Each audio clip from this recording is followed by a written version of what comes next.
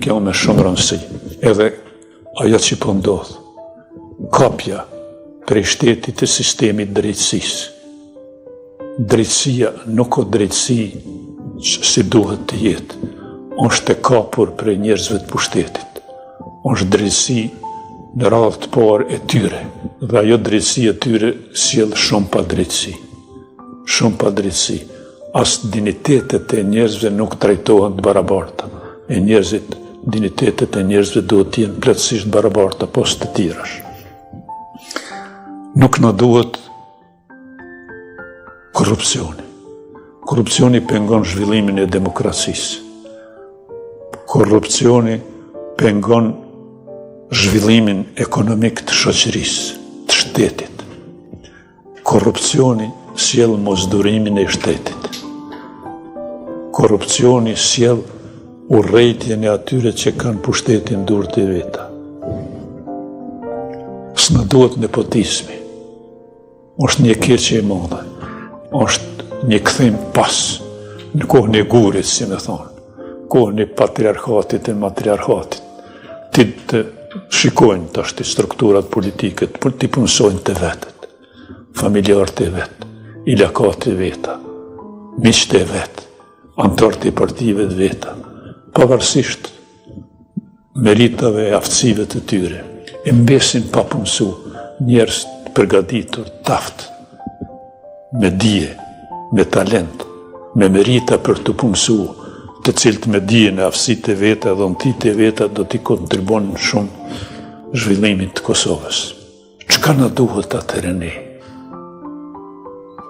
Na duhet që shkencën, profesionalizmin dhe etikën të vrihen mbi politizimet, mbi demagogjit politike dhe mbi vetë politikën, të jenë kryesorët. Po kjo është shumë e vështirë, besoj në një kohë që politika e financon pikërisht shkencën, arsimin, akademin. Po, shumë e vështirë. Në këtë pikë duket sikur kemi ndalur, nuk po ecim? Jo, nuk e kushtohet kujdes kësaj. E shikoni, shtete evropiane zhvilluara me ekonomi zhvilluara, kur ju shtohen problemet sociale, shpallin emergjencë ekonomike, ose si përdori për para gjendje të jashtëzakonshme ekonomike. Pra gjendje të jashtëzakonshme ekonomike, me bë përpjekje për të evituar varfrinë, për të bërë përpjekje për të punësuar ata që janë punësuar e meritojnë të punësohen, për të punësuar të rritë. Se kishto kjo vetdije për shpallin e gjendjes jashtëzakonshme ekonomike nuk ekziston në politikën tonë. S'mund të dëgjon këtë tokë fjalësh. Kur? Përmendët të rishikimin e mënyrës se si i bëjmë zgjedhjet. Në Kosovë zgjedhje dhe sërish zgjedhje dhe jepet një mundësi tjetër Albin Kurtit. Nga ana tjetër në Shqipëri një proces votimi ku zgjedhim një kryeministër gati më jetëgjatin pas periudhës komuniste. Si do të mund të unifikohemi për të ripar mënyrën se si i bëjmë zgjedhjet ne shqiptarët? Teoritë moderne thonë se shteti, para së gjithash, është servisi i popullit. Njerëzit tonë politikë, shtetëror, mendoj se se mendojnë këtë. Ata mendojnë në radhë të parë të sondojnë. Dhe punët e shtetit t'i kryen duke sonduar, me pushtetin e tyre. Për këtë arsye ndodh që jo rrallë, as kushtetuta, as ligjet mos respektohen si duhet e sa duhet.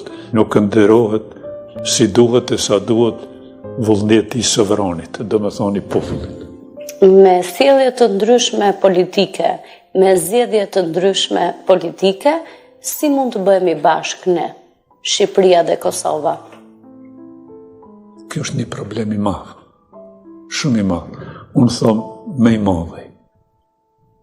Për kombin shqiptar, për ardhmërinë e kombit shqiptar, ky problem.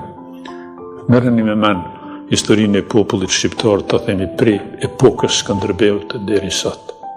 Si është ajo histori? Me shumë drama, me shumë tragjedi, me shumë shpërngulje, me shumë dëbime, me shumë burgosje, e tjera. Kjo kohë në solli gjasën, shansës, si themi shqip gjasë, një gjasë madhështore.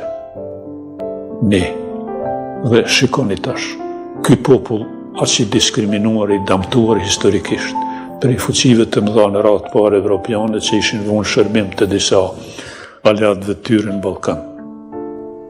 I coptuan trojet shqiptare në 4 shtete të tjera.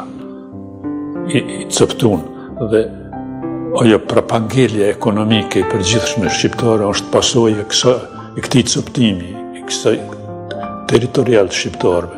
Kjo shanse jona na bën të mundshme të bëjmë edhe shtetin e dytë shqiptar. Bukur shumë me 2 shtete.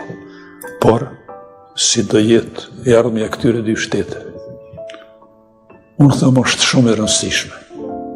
E para, që prisit kryesor të këtyre shteteve, siç janë kryetarët e shtetit, siç janë kryeministrat e shtetit, siç janë kryetarët e kuvendeve, me fjalë të huaj thonë parlamenteve të shtetit, ti ofrojnë ose madje ti unifikojnë menimet e veta për do çështje kryesore. Është shumë e rëndësishme fjala vjen që 2 kryeministrat e sotëm shqiptar, kryeministri i Shqipërisë Edi Rama dhe kryeministri i Kosovës Albin Kurti, të mendojnë njësoj, të kenë mendime të harmonizuara, të përbashkëta për disa çështje, pashmangshëm. Kjo kur them njësoj, nuk them për arsye dogmatike, nuk përkra menimin dogmatik, njësimin e menimit për arsye dogmatike, thjesht politike, ideologjike, po për arsye praktike. Merreni mend për çështjet e Kosovës.